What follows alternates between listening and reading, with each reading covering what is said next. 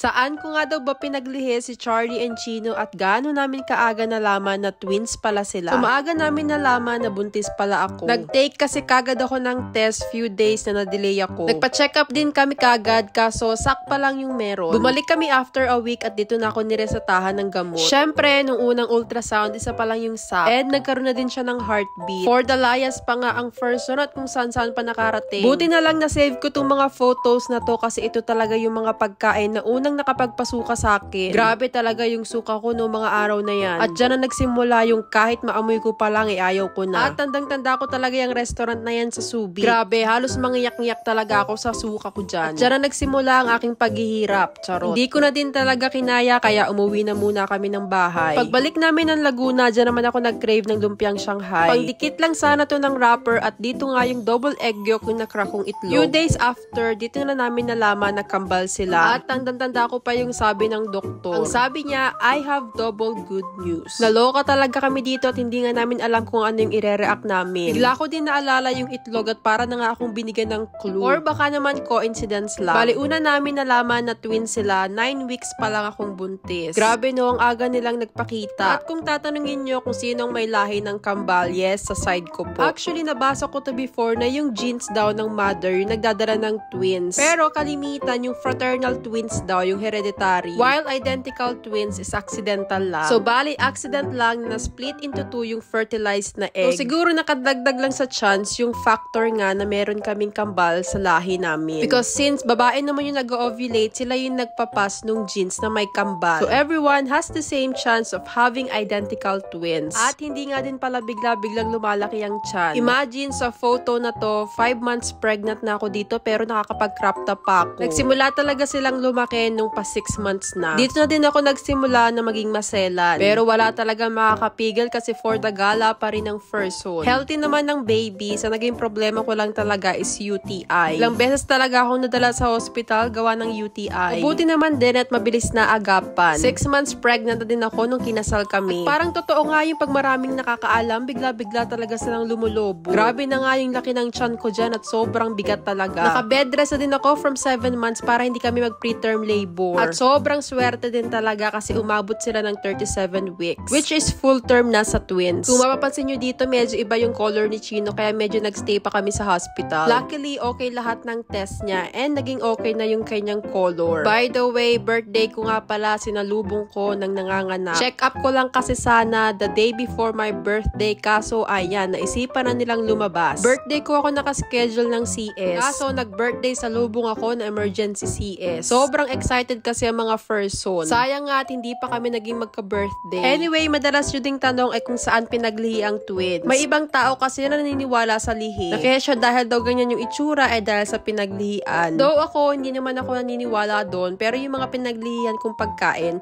ay mga pagkain may gata. Umaga, hapon, gabi, ang ulam ko laging may gata. Lahat na ata ng pwedeng gataan ay ginataan na namin. At isa pa ay yung madilaw na mais. Yung nabibili sa palengke na matamis. I think yun lang naman tapos ayaw na ayaw kong makakaamoy ng pansit canton. At ito na nga ang twins. Worth it naman yung suka ko araw-araw. Minsan nga mayat maya pa. At grabe ang bilis ng panahon, mukha na silang binata. Grabe hindi na sila mukhang 4 years old. May iba pa kayong tanong? Comment down below, try nating sagutin.